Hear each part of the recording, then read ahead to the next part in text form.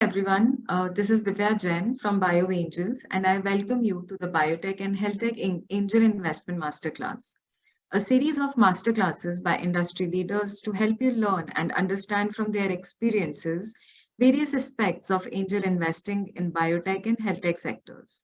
These sessions will help you to speed up on the dynamics of angel investing ecosystem and emerging practices with the help of trusted experts and curated content as you take the plunge into the world of investment. To introduce you with BioAngels, it is a unique partnership between BIRAC, an enterprise of Department of Divya, Biotechnology. there's a message saying you're not audible from someone. Oh, am I not audible to you, sir? You're audible to me, but there's a message in the chat saying you're not audible. Mr. Kamath, am I audible now to you? Yeah, you're audible to others, so it's probably his problem. Go ahead.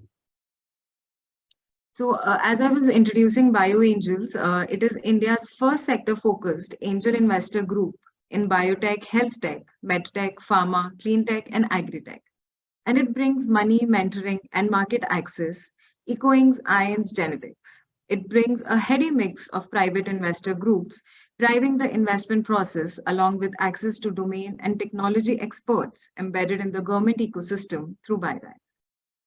Through this masterclass, we also invite angel investors to join BioAngels and discover and get early access to a pool of high potential startups in these sectors witnessing exponential growth. Moving on to today's topic, portfolio management and exit strategies in biotech and health tech startups. Multiple studies on angel investment returns suggest an effective portfolio strategy will be grounded in a variety of investments in multiple business segments. An exit strategy is not akin to quitting, but planning to maximize the returns with funded startups. Let's get into the nitty-gritty of risks, timeline, mergers and acquisitions, overall probability of success. Let's discuss how to, with our speaker, to design, build, and manage a portfolio in biotech, health tech, and medtech sectors. Today, we have with us a seasoned angel investor who has been actively investing in biotech, health tech space and will be sharing his perspective on the topic. Today, we are joined by Mr. Arjun Malhotra. A pioneer of the Indian IT industry, Mr. Arjun Malhotra served as chairman of Headstrong's board of directors before its acquisition by Genpact in May 2011. Prior to Headstrong, he was CEO and chairman of TechSpan, which merged with Headstrong in October 2003. Mr. Malhotra has a long string of entrepreneurial successes. He co-founded the HCL Group in 1975, taking it from a six-person garage operation to one of India's largest information technology corporations. The first leading Indian entrepreneur to relocate to USA, Mr. Malhotra took over HCL's US operations, now known as HCL Technologies, in 1989 and grew it to nearly $100 million annual revenues. In 1992, he ran the HCL-HP joint venture in India, and in 1996, he set up and ran the joint venture with Deluxe Corporation. Mr. Malhotra is on the board of governors of ISB, Hyderabad, and IIT Kharagpur Foundation. He's past co-chair of the Global Pan IIT Alumni Association. A life fellow of IIT Kharagpur, he has been awarded Doctor of Science in September 2012. Punjab Technical University conferred an honorary PhD on him in 2013. He's a charter member of TIE, having previously served as the chairman of their global board. He was awarded the Albert Einstein Technology Medal for 2001. The Institution of Engineers India has named Mr. Malhotra an eminent engineering personality for his contribution to the Indian IT industry. He got the DQ Lifetime Achievement Award. He's presently an advisor in a number of startups in education and healthcare space. I welcome you, sir, and thank you for joining the masterclass. Thank you, Over to you, Divya. sir. Thank you. Should I just go ahead? Yes, sir. Okay. Good evening, Podium everyone. is all yours. Yeah, thank you. Good evening, everyone. It's a real pleasure to be here. My brief today is to talk to you about this particular segment of healthcare biotech, and sort of give you an idea of what you should look for when you're looking to invest, especially as angels. So let me start with the first thing is that you need to understand the sector a little bit. Healthcare is relatively simple. You need to set up what is the problem you're going to solve and how much of it is impact and how much of it is just a commercial venture. Once you have that clear in your head, you need to know what's the kind of thing that you want to invest in. The second thing is, remember, most doctors are not very tech knowledgeable or tech friendly. And so in my experience, doctors below the age of 35 tend to be very tech savvy, or much more tech savvy, I should say. Doctors between 35 and 55 are 50-50, and doctors above 55 are generally prefer to stick with what they know rather than move into technology. You'll obviously find exceptions in all these cases, but that's one of the things you need to be aware of. So when you look at a project plan that someone puts up or a business plan, try and keep that in mind, right? The second thing is, most people, actually the pandemic has changed attitude of a lot of people. And so what I'm telling you could be a little outdated because a lot of people were forced to get used to technology during the pandemic because they couldn't physically meet their patients. So things like telemedicine and remote diagnostics have become really important. I think the medical part should be fairly simple. You do need to understand who your target audience is, in the sense, are you really going to sell only to the private hospitals in the big cities? Are you going to sell it to the nursing homes? Are you going to sell it to government hospitals? The processes are different. The way you sell is different. The time to get that sale is different. And most of it is the B2B. But if you're looking at selling to patients, then you're looking at a B2C kind of thing. And that requires a lot more resources in terms of finance and otherwise. And you might want to look at how you want to go B2B2C, which might be a little easier for you to do.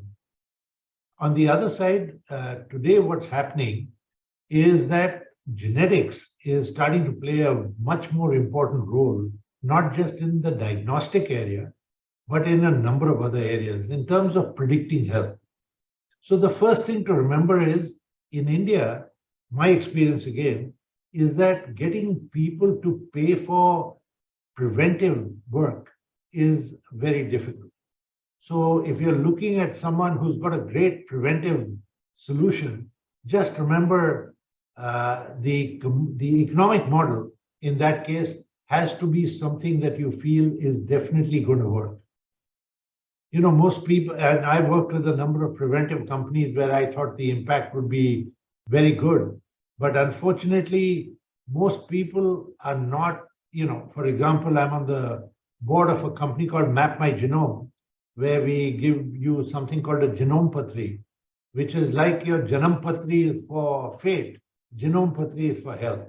It sort of gives you an idea of, you could be a potential diabetic, in which case the thinking was that you would be a little more careful about your diet so that you can delay the onset of diabetes if it's going to come on, not just delay it, but reduce the strength or the impact of diabetes. But people do not seem to be interested in something like that. They are not, they say that, if it happens, it happens, I'll take care of it at that time. And so curative seems to be the big thing in India. And so I just wanted to leave that word of caution, that my experience is that while preventive is very good, it should have a bigger impact, seems to be something we all should want to do, and people should want, but most experiences, most people do not, unless your doctor tells you that you should do it. Then people will take on and do the test. And doctors are slowly getting to correlate genetics with diagnostics and predictions. And you're starting to see a lot more of that happen, but it's happening very slowly. So that's one thing. Remember, genetics is what's happening in imaging from a diagnostic point of view. Today, electronics, if I use that word loosely, can give you more data than the doctor can analyze in images, right? So a lot of AI work is going on to try and help the doctor analyze images that some of these more advanced imaging systems are taking out for them. I mean, you are aware of MRIs, I'm sure. Some of you may have heard of PET scans, but all these give you more data than what the doctor can actually analyze today. And so one of the areas where AI and machine learning are playing a big role is in terms of analyzing X-rays and MRI images, etc. I think that's an area that will grow very quickly. You have to find a way to get the X-rays, feed them into the system, set up your explanations for each of the X-rays, have good machine learning algorithm at the back, and you should be able to go and help doctors with that. Doctors are still a little reluctant to believe a machine, but what is happening is it's saving them a lot of time, and that converts to income for them. And so you're starting to see them starting to believe a little more and more on something like that.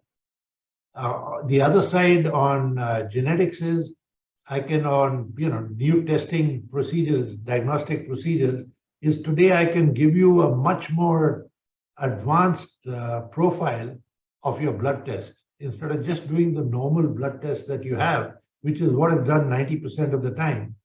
Today, there are specialized genetic labs that can tell you how much your pancreas is producing, how much insulin your pancreas is producing, what is happening at a second level within the hormones in your body.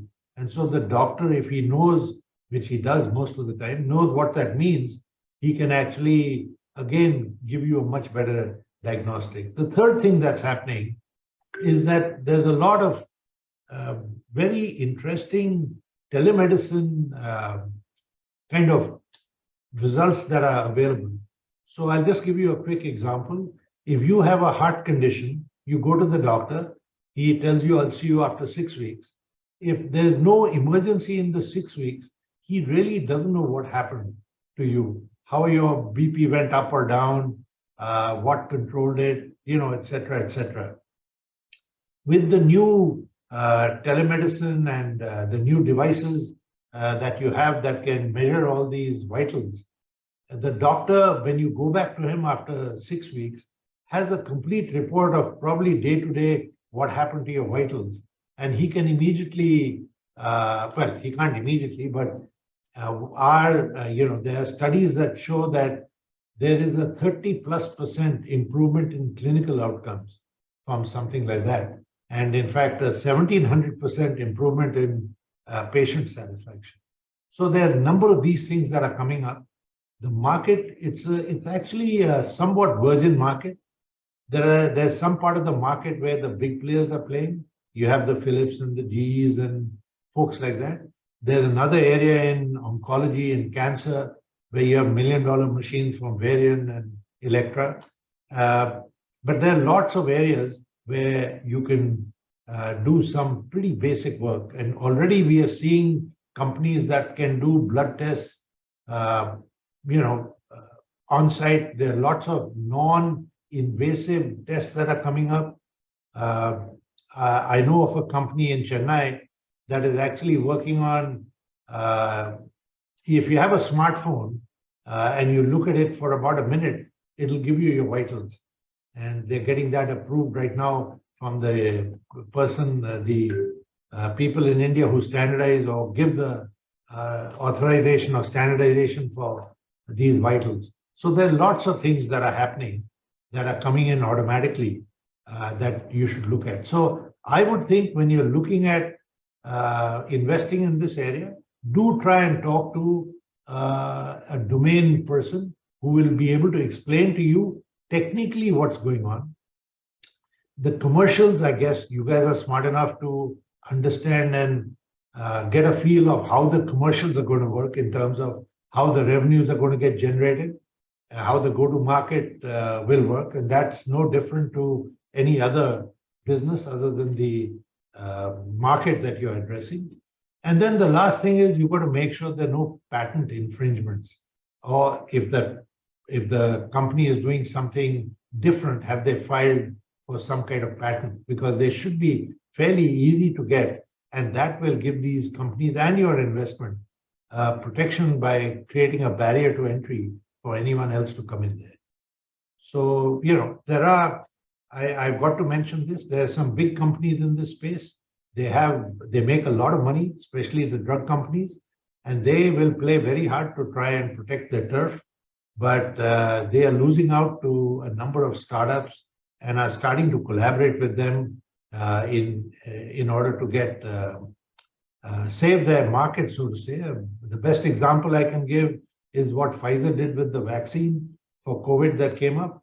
They are not the ones who developed it. It was a small company in Germany, I believe, that actually made the vaccine. Pfizer tied up with them and took it to market. And biotech, I think that's the name of the company, is the one that really did all the R&D, or most of the R&D behind.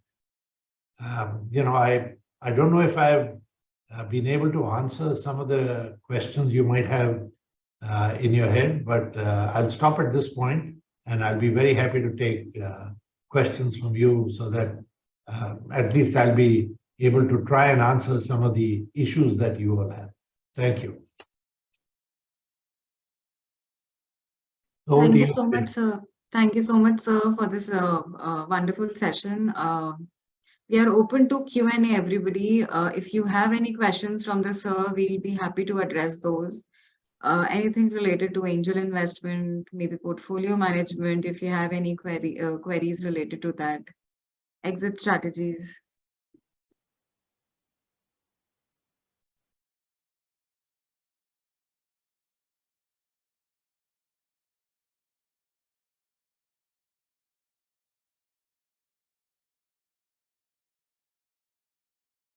I can see a few people who have raised their hands in the audience. Dr. Adarsh M. Patil.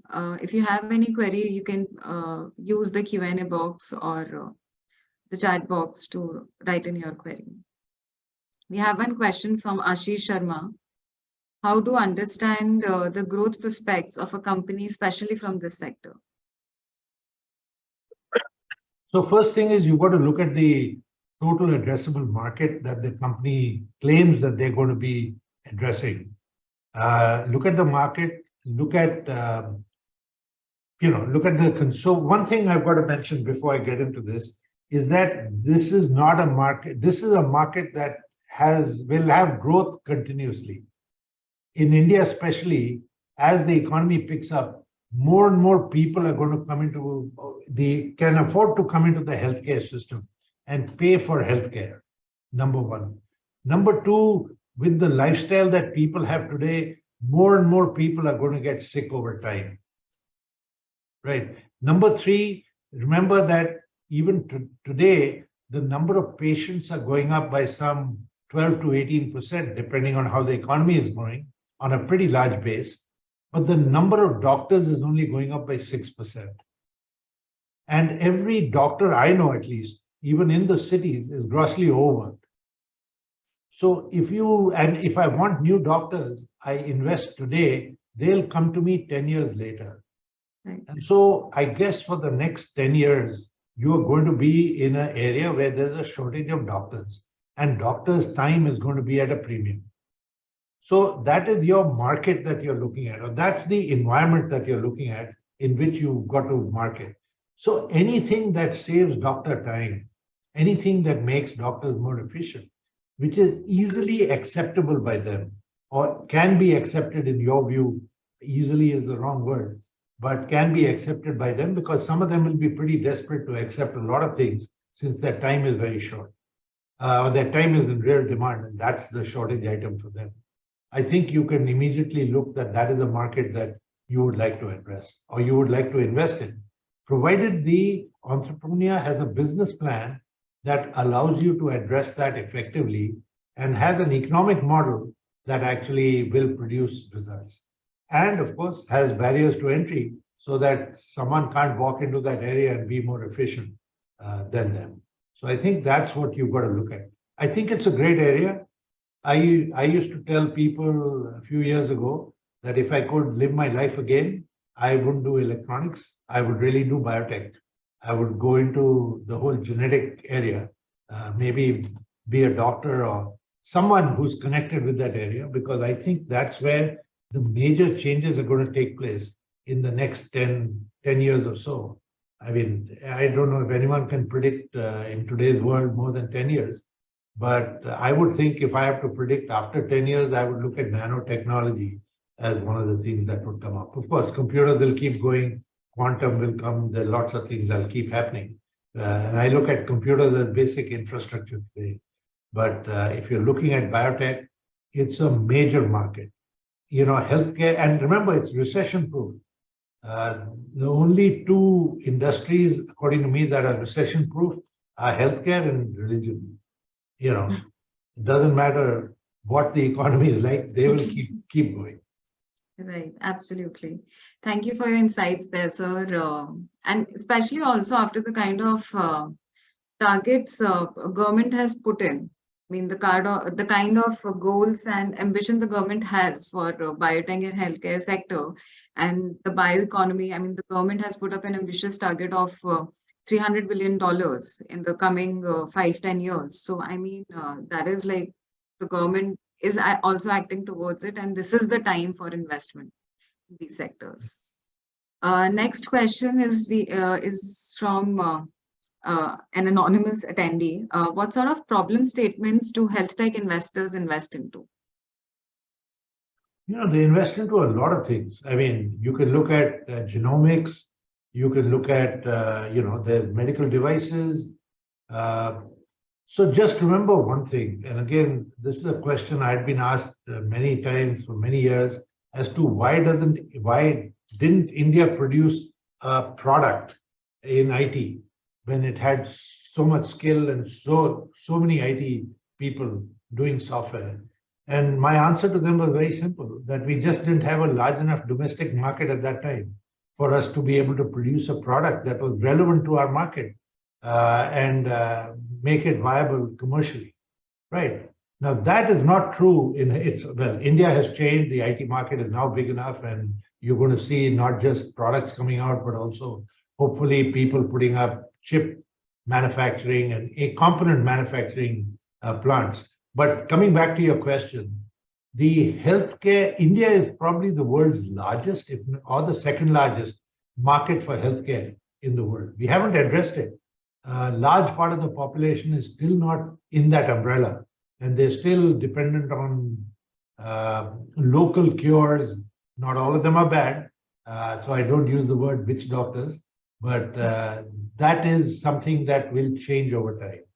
I mean, we haven't seen the allopathy sort of wave come into India in a big way. There's still a lot of Ayurvedic, homeopathic stuff that is done, and some of it is really good, and some of it will come back into medicine, because medicine in the West is also starting to get personalized. And so when I say personalized, today we have the ability to get the genetic makeup of every individual, and based on that, I can define, what drugs will work with them. In fact, one of the things Map My Genome does is gives you something called MedicaMap, which, looking at your genome, genome sequence, your DNA, will try and predict which medicines you might be allergic to, which ones would be more effective for you, et cetera, et cetera. It doesn't always work out, but as they get more and more data, the statistical probability of them being correct will go higher and higher. But yeah, that's the way medicine is going to go over time. How long it will take in India, I don't know. There's also a question of what is the ecosystem like. So it's very much like what we have in the automobile industry. There are lots of luxury cars available, and there are lots of people who can buy luxury cars. And there's a setup of private hospitals that cater to those people, right? Insurance is coming up. So in a way, if companies buy insurance for their employees, some middle class, so-called middle class people who are employees can afford to get a certain level of healthcare when they go to these hospitals. Unfortunately, for the economically underprivileged, it is very overcrowded, the system, and in a way, it's become heartless because the value for human life seems to be very low. But you think of it not, it is a problem, but think of it as an opportunity. If you can make things easier, better, quicker, simpler for that generation of people, and if you can get them to pay a small amount of money for whatever they're doing, the market is huge. I know of a telemedicine company that charges 15 rupees per transaction when you talk to a government hospital, because the government hospital doctor doesn't charge for his service, his or her service. They are generating $750 a month, $50,000 a month from that 15 rupee, 25 rupee charge, right? They are limited by the fact that big hospitals like AIIMS in Patna or KGMU in King George Medical University now in Lucknow can only do 2,000 consults a day because the doctors don't have time. And so their problem is finding a way to get more people, doctors available to consult. And they're trying to see how to reduce the doctor time. In fact, their planning is all going towards the second call for the same problem. The doctor should spend less than 3 minutes per patient. And so they're working towards how to make their system and processes efficient to get that done. Again, from an infrastructure point of view, India, the government over the years has put in a great infrastructure. In every village, I have an ASHA worker, I have an Anganwadi worker. And in every few villages, I have an auxiliary nurse midwife. Right, they exist, but the enablers to get them to work efficiently don't exist. So ideally, if I could give every one of them a tablet or a smartphone, and they can then exchange data automatically, that would be a real help. If I can give the auxiliary nurse midwife, she has to cover 5, 7, 10 villages, whatever number. She doesn't know how to go between the villages because there's no bus service or taxi service or anything. And most of them don't have a conveyance. So if we can find a way of giving them an electric scooter or something that'll allow them to travel easily between these villages, it would take care of another part of making your, at least your public health system much more efficient. We have what we call CHCs and PHCs all over the country, community health centers and public health centers. But, the South has done a very good job. Tamil Nadu actually is the leader, where every PHC has a doctor, a qualified doctor. In the North, a number of CHCs don't have doctors. And so you're there, they dispense medicine, but they don't have the experts or the doctors to tell you what to do. The doctor may come one day a week or whatever frequency. So those are some of the issues. And if you can find a way to help solve that, and your business plan or whatever solves that and has a economic model, I think that's what you should look at. Thank you, sir. Next question is from Naveen Kumar. We want to hear on exit strategy from Arjun, sir. It's pretty standard. Exit strategy is either you go public or you, get acquired by a strategic, as we call it, or you get a private equity person to come in and he buys the company out and you take what we call a secondary. He does a primary and secondary. So the secondary is people who've invested earlier. They sell out part or all of their shares, and the company, the rest of the money goes to the company for future growth. Those are the options most of the time. You can also look at merging with a company so that your range of products or services gets increased and you can address more customers. You can cross-sell to each other's customers. It all depends on what you're doing and how you're doing it.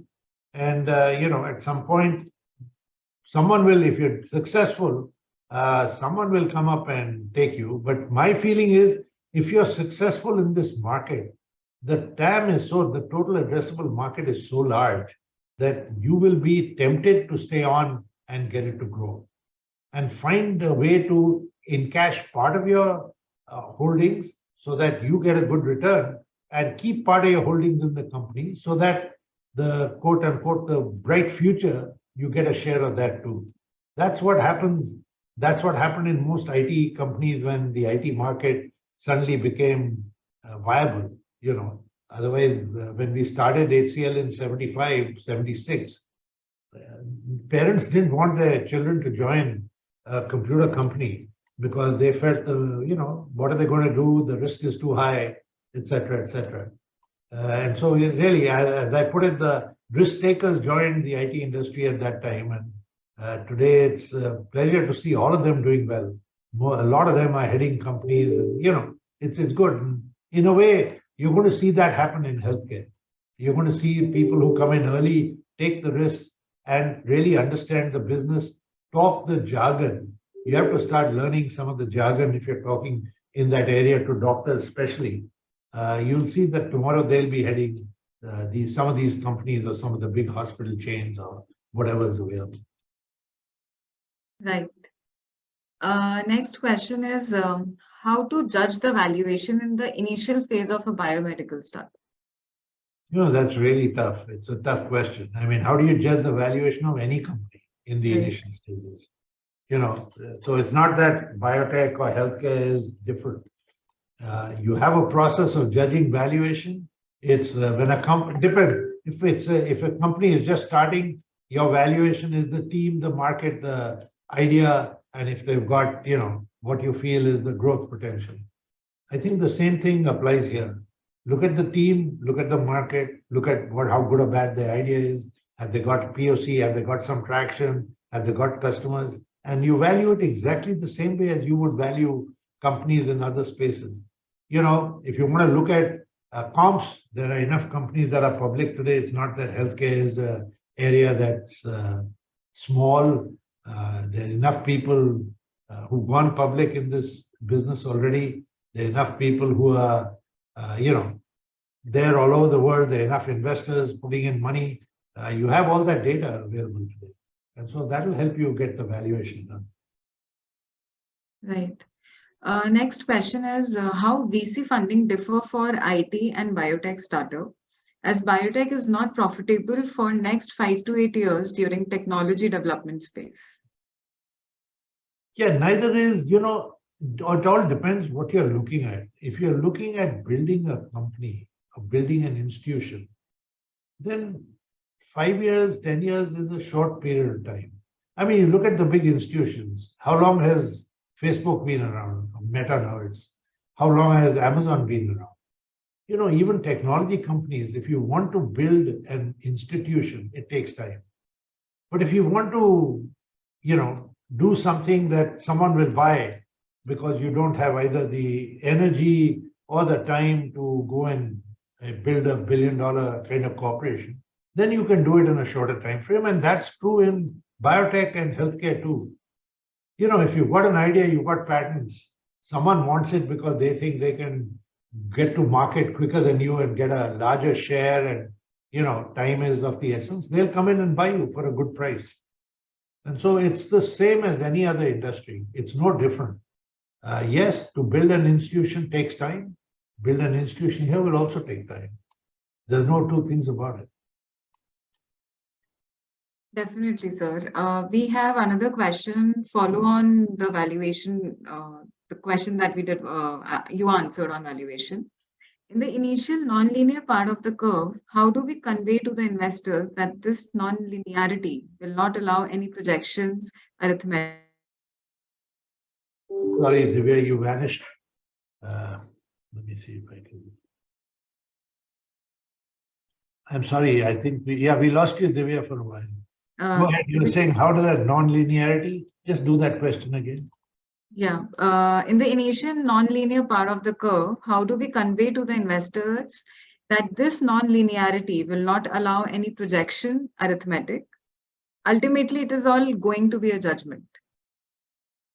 So, there are lots of companies that go through that phase where you've got to define your goals and your milestones. They don't necessarily have to be linear growth or any growth of any kind.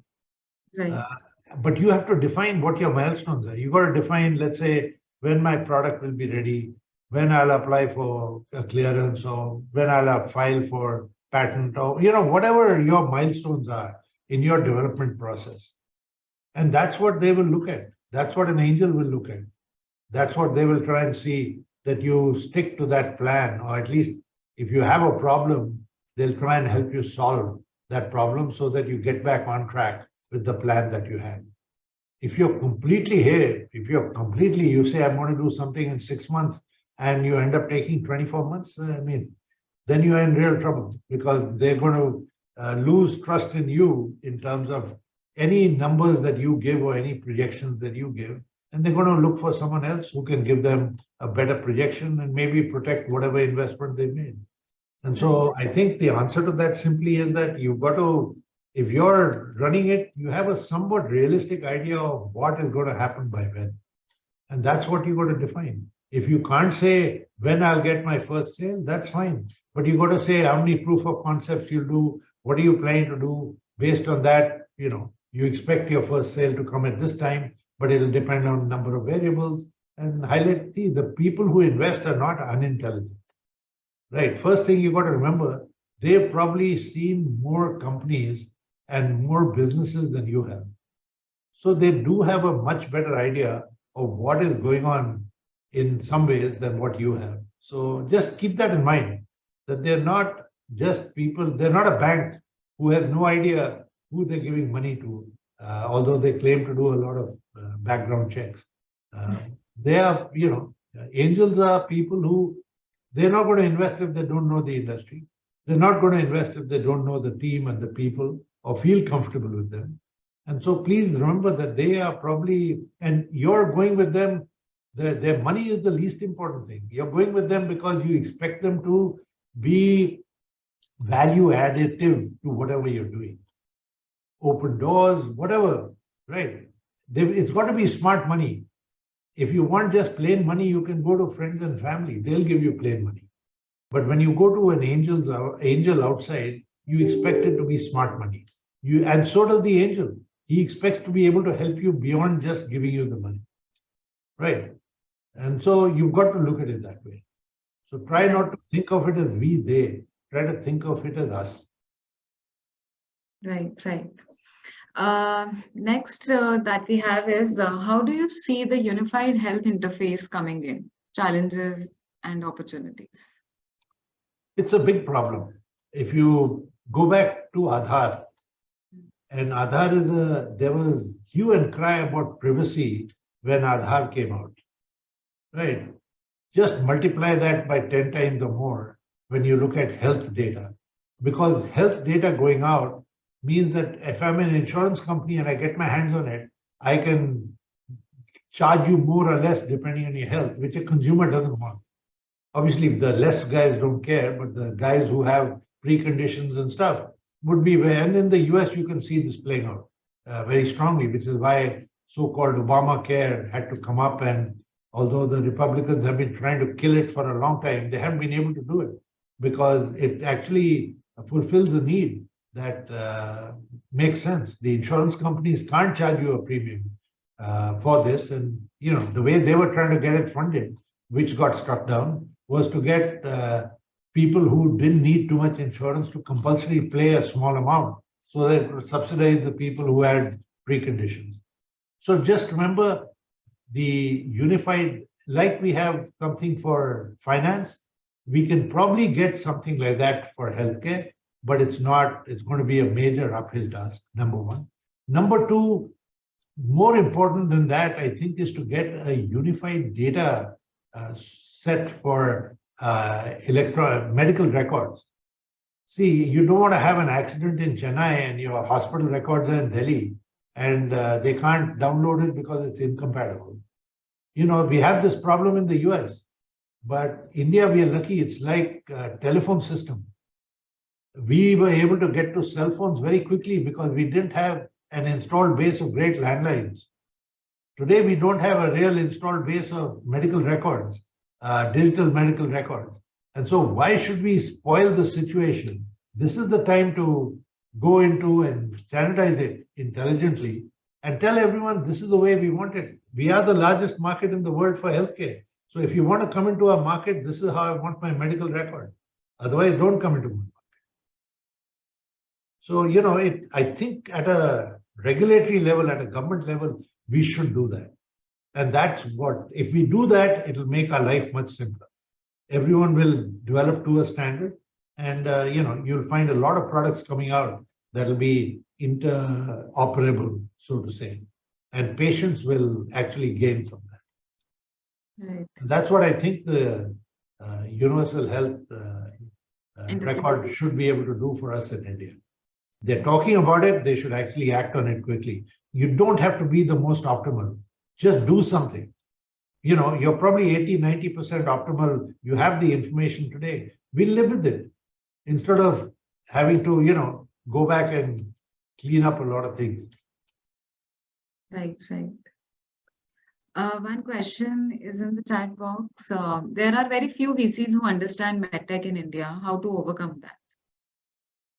Yeah, that is a problem. But as I said, we are a large market. A number of VCs will come in once we show them, or they can see that the market is large and the opportunity is huge. Yeah. So you will see people coming in to this market. And already, the big driving force in the US today is that the cost of medical care is so high that anyone who comes up with anything that reduces it is going to get accepted.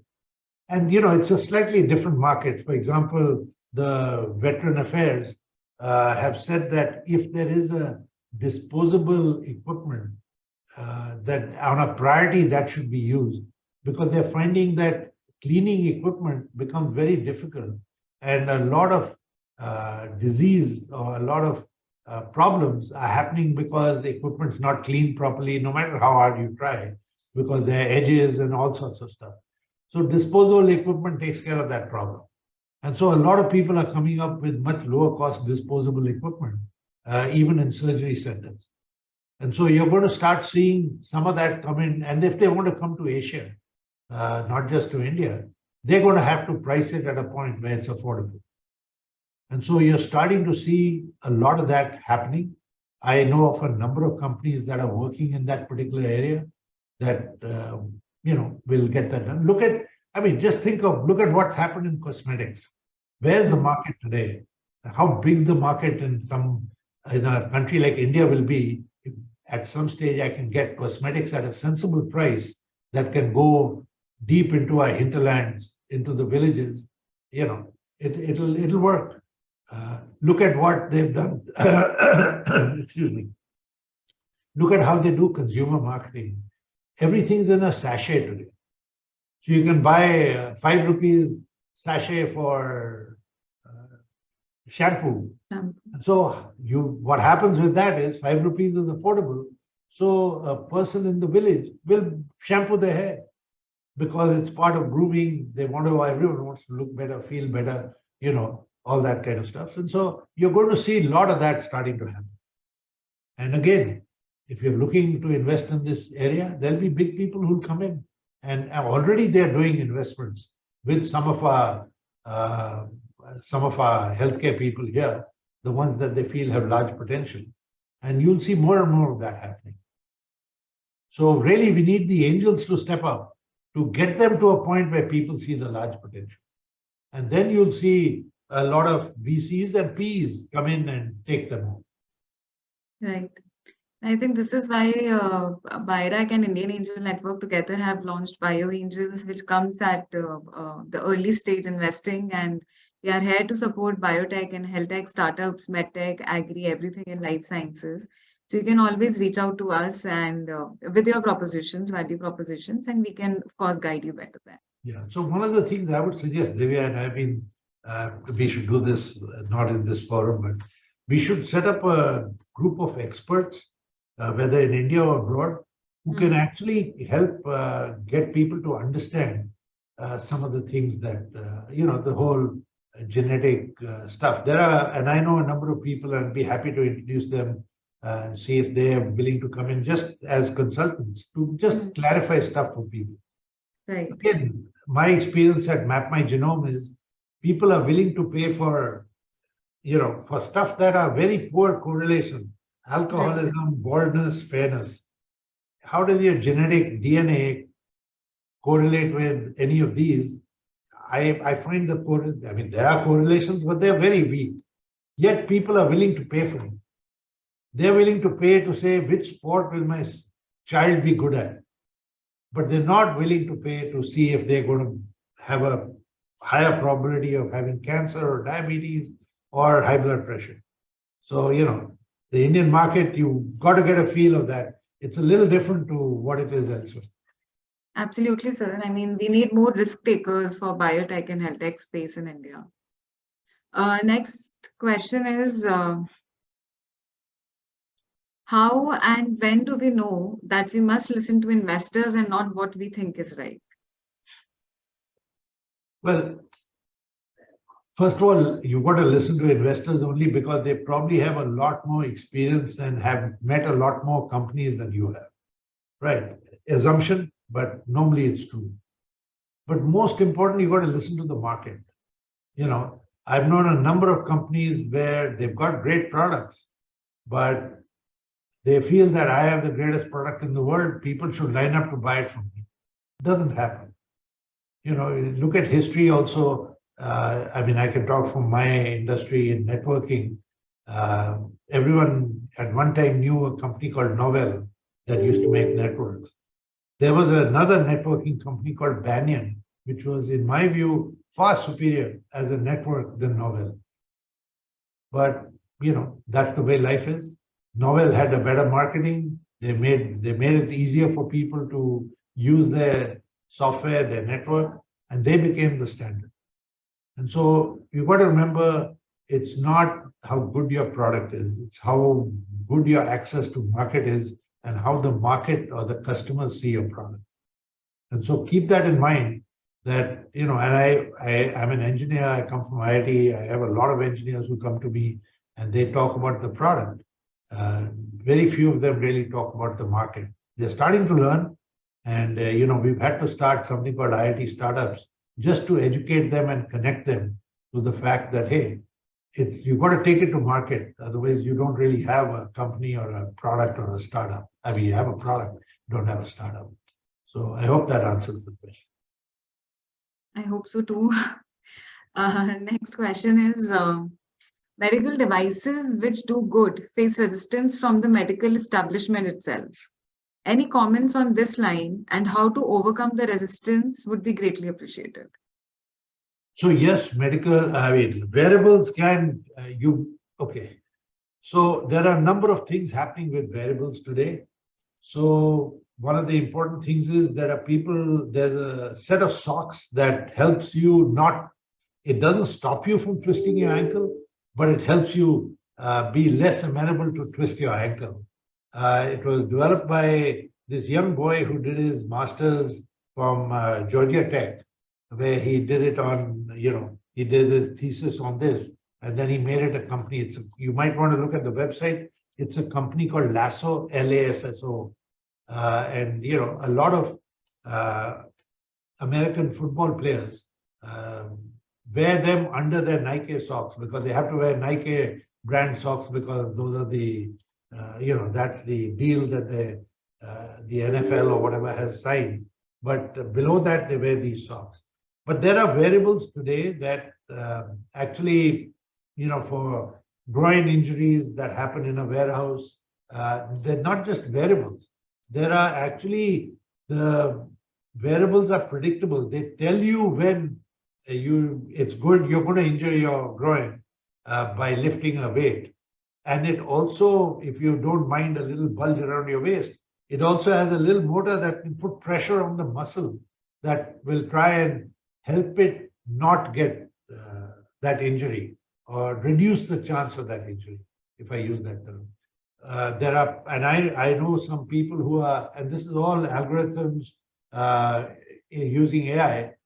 So I know there are people who are doing a wearable for drivers to reduce their back and shoulder injuries, especially truck drivers who drive for a long time. Right. The issue there is not the wearable and what it can do. The issue there is to get the individual to wear something that's close to his skin. Most people don't like that. They want loose clothing. And with loose clothing, I can't get the muscle sensory, the inputs from the muscles that actually tell me, because before you lift a weight, your body gets ready for that and your muscles get ready and those impulses go to your brain. And having a wearable that can pick up those impulses and then having a program that can actually analyze it and take some action is what we can do. But you've got to wear it, it's got to touch your skin. Otherwise, how do I pick up the impulse? It's like an Apple Watch. You've got to wear it, otherwise they're not going to give you your BP or anything. And so so wearables are going to come in. They're already starting to come in. And at some point, doctors will get you to, they're already talking to you about wearing devices so they can track your heart rate or your sleep or whatever over a period of time continuously. But they're going to come up with garments, and hopefully over time, the garments will become more wearable like your regular garments and yet be able to pick up those signals. Right. So we are almost reaching the end of the session. So we'll take up just one last question. Is this, what are the kind of challenges biotech startups are facing these days? There was a second part of this question as well. I think I've lost it somewhere.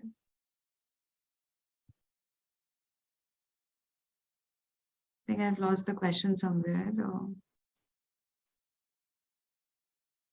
Yeah. Yeah, go ahead. It's Rahul Patil. What are the major challenges currently being faced by biotech startups in India? Are there any specific areas that you would be focusing on while working with startups?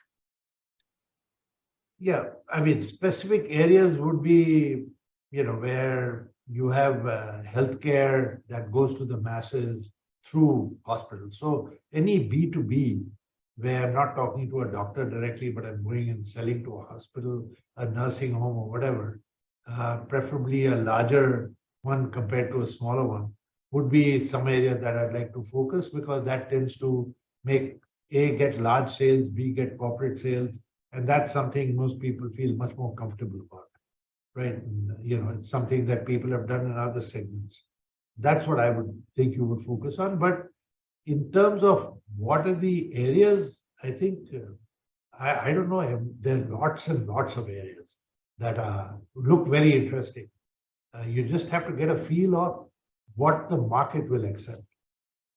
What do people want?